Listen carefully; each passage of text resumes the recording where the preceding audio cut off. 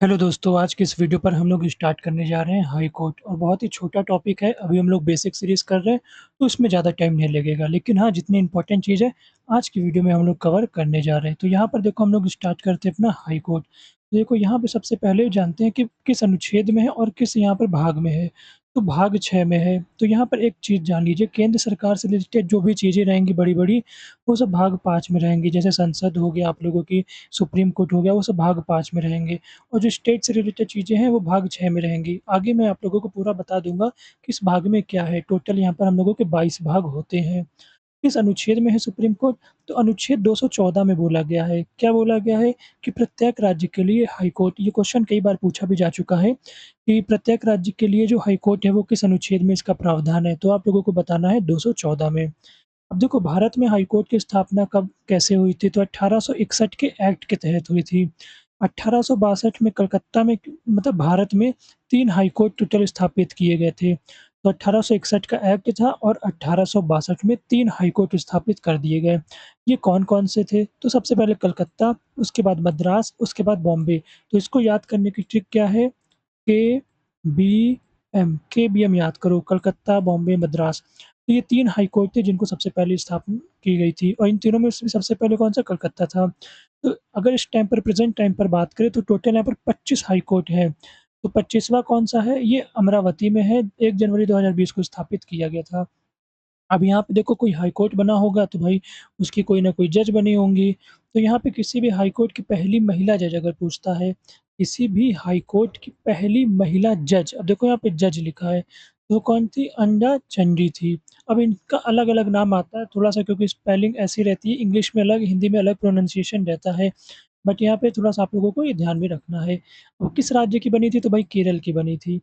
किसी भी high court की पहली महिला चीफ जस्टिस कहाँ की बनी थी?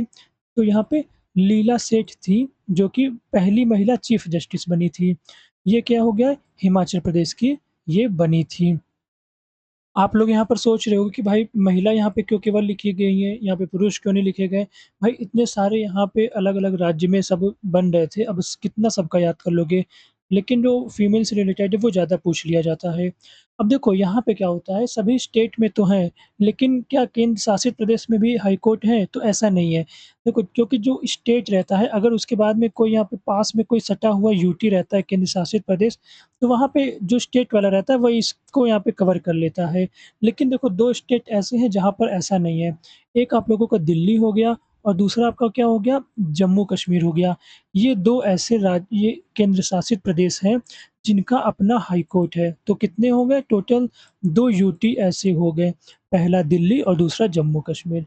अब देखो राष्ट्रीय न्याय अकादमी की बात करें तो ये आप लोगों की भोपाल में स्थित है। देखो सुप्रीम कोर्ट के जजों की जो रिटायरमेंट की एज है यहाँ पे क्या है? 65 साल होती है रिटायरमेंट की एज और हाई कोर्ट की कितनी होती है? तो 60 टू 62 साल होती है। सर्वाधिक जो पीठें और कार्यक्षेत्र वाला हाई कोर्ट है वो गुवाहाटी है। अब देखो यहाँ पे पीठें क्या होता है? कार्यक्षेत्र क्या होता है? अब जैसे यहाँ पे देखो, अब इससे मान लो उत्तर प्रदेश की बात करें, तो यहाँ पे क्या है? प्रयागराज है, आप लोगों का जो इलाहाबाद हाई कोर्ट हो गया। तो ये प्रयागराज में यहाँ पे क्या है? जितने भी यूपी में केस होते हैं वो सारे प्रयागराज में आते हैं। लेकिन अब क्या मतलब जैसे मान लो कि लखनऊ में किसी को केस करना है उसको प्रयागराज आना पड़ेगा। तो यहाँ पे क्या किया गया है? एक यहाँ पे 2-3 जज जैसे मान लो यहाँ के रहेंगे वो आके यहाँ पे बैठ जाते हैं। देखो मेन वो कोर्ट की बिल्डिंग मैटर नहीं करती, मेन वो जो जज होते हैं वो मैटर करते हैं कि भाई वो कहाँ पर बैठ रहे हैं।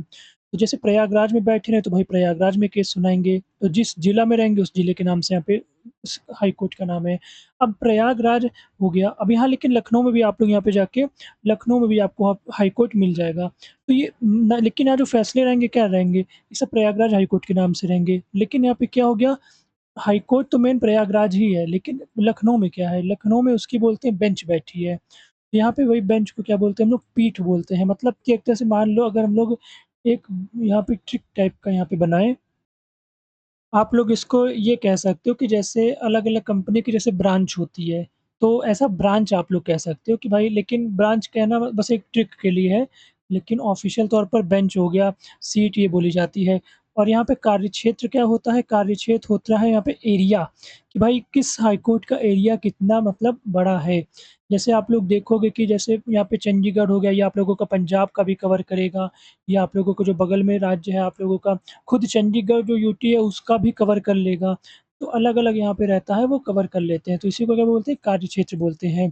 अब यहाँ पे मेन-मेन जो है वो हम लोग जब नेक्स्ट लेवल सीरीज़ करेंगे वहाँ पे मैं आप लोगों को पूरा एक-एक बता दूँगा कि जैसे चेन्नई वाला हो गया वो किसको कवर करेगा, लक्षद्वीप वाला केस कहाँ जाएगा, ये सारी चीज़ें हम लोग वहाँ पर करेंगे।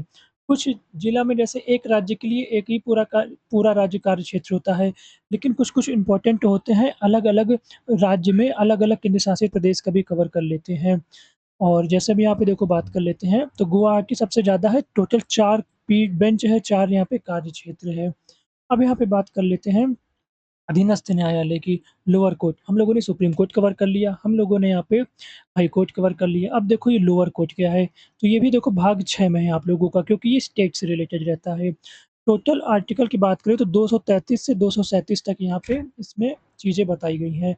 जिले का सबसे बड़ा न्यायाधीश कौन-सा होता है? तो जिले का सबसे बड़ा न्यायाधीश जिला जज होता है, डिस्ट्रिक्ट जज, जिसे जिला एवं सत्र न्यायाधीश भी कहते हैं। अब यहाँ पे इनकी नियुक्ति कौन करता है? तो नियुक्ति इनकी होगी राज्यपाल द्वारा।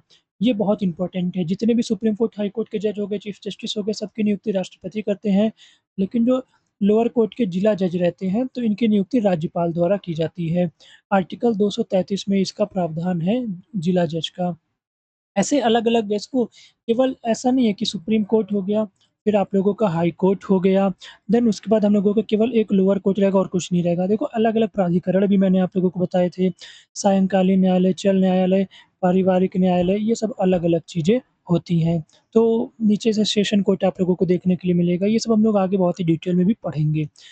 और लेकिन इतना इम्पोर्टेंट है जानना जितना मैंने आप लोगों को बता दिया है। अब देखो केस की बात कर लें, यहाँ पर केस कितने प्रकार के होते हैं।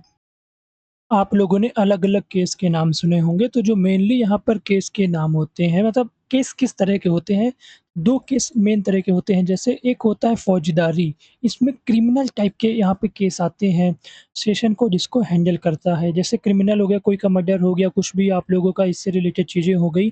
अब यहाँ पे देखो सारे तो क्रिमिनल वाले रहते नहीं हैं, कुछ ज़मीन वाले होते हैं, जो ज़मीन में लफड़ा हो गया, कुछ बँटवारा रिलेटेड चीज़ें हो गई, परिवार में कुछ फैमिली मैटर हो गया। तो ये सब सिविल कोर्ट, ये दीवानी वाले मामले कहलाते हैं। फौजदारी में मतलब आप लोगों के क्रिमिनल हो गए, मर्डर ये सब आते हैं। अब यहाँ पे देखो आर्टिकल 100 हम लोगों ने बहुत ही अच्छे तरीके से यहाँ पे एक एक नोट आप लोगों को बनाना है, ये लिखना है आर्टिकल 100 में क्या है। तो आर्टिकल 100 में आप लोगों का गढ़ पूर्ति है, गढ़ पूर्ति या तो इसको कोरम बोलते हैं, गढ़ पूर्ति कोरम। अब ये क्या होता है?